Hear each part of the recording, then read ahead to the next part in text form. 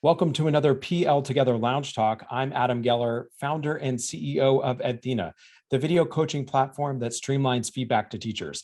Today, we're talking with Monica Burns. She's the author of EdTech Essentials, published in 2021 by ASCD, and also runs the very popular website classtechtips.com, and has also been a speaker at, well, the list of conferences is very long, but it includes South by Southwest EDU, ISTE, FETC. Monica, thanks so much for joining us today. Thank you for having me. I want to head next into the realm of leaders of schools, because I feel like everybody knows you as the person with class tech tips, but of course the classroom is sitting in the context of the school. And I think you also have a lot to offer when it comes to helping leaders support teachers. So maybe let's start big picture. Talk to the school leaders out there, talk to the coaches out there. Maybe they're feeling great. Maybe they're treading water on this ed tech thing. Like, what do you say to somebody to help them get their bearings and help them support teachers who, have a need to adopt technology into their teaching? Yeah, so as you mentioned, a lot of my work is teacher facing, sharing things from my classroom experience in the classrooms I get to spend a lot of time in. But right alongside that work is with digital learning coaches, with folks who are working for instructional support throughout a K-12 building, and school leaders at both a building and district level who want to make sure their teachers are set up for success, that they have the right resources, and that they have the support throughout the school year that they need to make sure the use of technology is happening in a strategic and robust way. So when talking with school leaders, we'll often have conversations on what their primary goals are and what their priorities are. There's so many different things that you can do with technology. But if you're looking for an big initiative where you're pushing things out all at once and all in one place, as we know that no matter what that is, whether it's ed tech or some other type of initiative, can be really overwhelming for educators. And as we think about being purposeful with those choices, I'll often ask them to think about what is currently going on. So an area of strength or in high capacity throughout the building, where we could layer on a use of digital tools to really take that up to the next level. So building off of the assets within a group already and choosing smaller moments where we might place some emphasis and support. So if there's a school where they're looking to increase their use of formative assessment routines and being really purposeful about gathering information and pivoting instruction based on that, we might look at strategies for using technology specifically around formative assessment. Another area that I'll often recommend thinking through is something that might lead down the line to a train the trainer model. So you might have a few self-selected folks who a school leader has given time, so not on top of all the other things, but has either removed something or given them space in their schedule to dive into a little bit deeper. So they might be someone who's doing a very traditional type of pilot, right? I'm going to try this out, see if it feels good, and then bring it out to, say, a whole grade level team or department. Or it might be someone who is going to work through something or a few different things and help make a decision at a school leadership level or a district leadership level. So there's a few different angles that a school leader can consider when looking through what they'd like to accomplish with technology, with using different digital tools, and that idea of aligning to assets and high capacity areas, finding certain members of a school community who've expressed interest and are self-selected, and give them some time and space to explore and then share. I like that how you started all of that was reminding us that, having technology in the classroom and thinking of it with, the word initiative, right? It's just like any other initiative in the building, and you wouldn't have 27 academic initiatives running at the same time because how would you balance all those things? And so thinking of it in that same kind of pick one or two even maybe.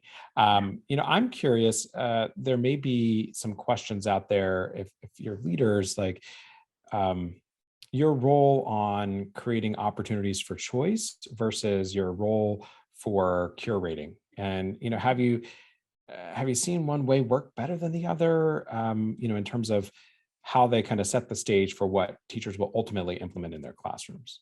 I think it's really important to have open lines of communication and transparency throughout the entire process of recommending or sharing different tools. That could be all the way from saying we've chosen this because of, all the privacy concerns, or all of those boxes are checked here, things that someone might not think of if they're not making those kind of decisions day to day, and being really transparent about those choices. Or we chose to invest in this tool and professional development around implementing this strategy next to this tool because it's going to address these particular needs that are school wide. So I like the idea of having strong, core, vetted tools that are being used alongside specific strategies that everyone in a school community has experience with and is using. If you were working in a school where during the emergency shift to remote learning last year, there were families that were hearing from their teachers and getting pinged on 3 or 4 different communication apps, right? That's not good for anyone. And it doesn't mean that someone might not like a particular tool more than others, but there's a lot of benefits to streamlining some of that adoption of core tools that are being used in a district and school. I would just say it's important to listen to your community members, listen to folks who have used different things, include them in the decision-making process, but then be very transparent and clear about the why behind choosing a tool. So even if someone would have chose something different for them in their class, they know that this is a little bit of a bigger picture decision. On the other side of that, having those vetted resources doesn't mean there's a lack of autonomy, right, from a teacher perspective. So there should still be an understanding that, these are our core resources. This is what I'm here to support you with, but there may be moments where you're bringing in something extra. And if that's the case, it's really important to think through what a state or state level policies are regarding privacy, or regarding different things about whether a tool is allowed to be used within a particular space, because we know that even with the best intentions, there may be something that comes into play that is just not right, not the right fit for what we're looking to accomplish from things that go beyond a curriculum perspective. So definitely a few different things to consider, but those core tools that are being supported throughout a school or district are a really great place to start. And the more transparent you can be, the better. If you are an instructional leader, certainly if you're an instructional coach, I think you would need to say yes to this question. But let's say you're an instructional leader, a school building leader, someone who has a role that is much more expansive than, well, I'm getting into a danger zone there, because I do personally believe that school leaders need to be instructional leaders as well. But my real question here is, if you're a school leader who maybe feels a little bit technologically hesitant, is that okay? Do you need to be a technology expert in order to create the environment and the conditions for your teachers to be faithfully implementing in their classrooms?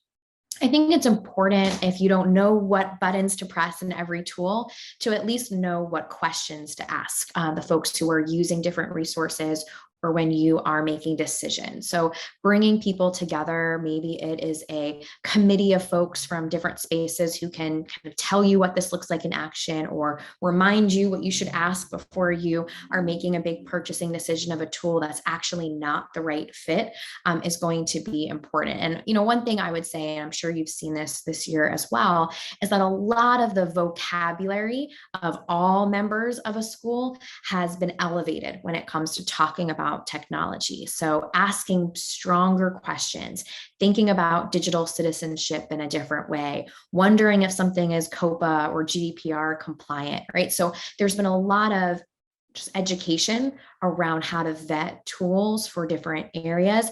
And if you are someone who's in a decision-making position and you don't feel like you have all the information to make a decision, it's a good opportunity to empower other folks in your school community to come on board, have conversations, join that call with the person you might be purchasing technology from, even if you are ultimately making the final decision.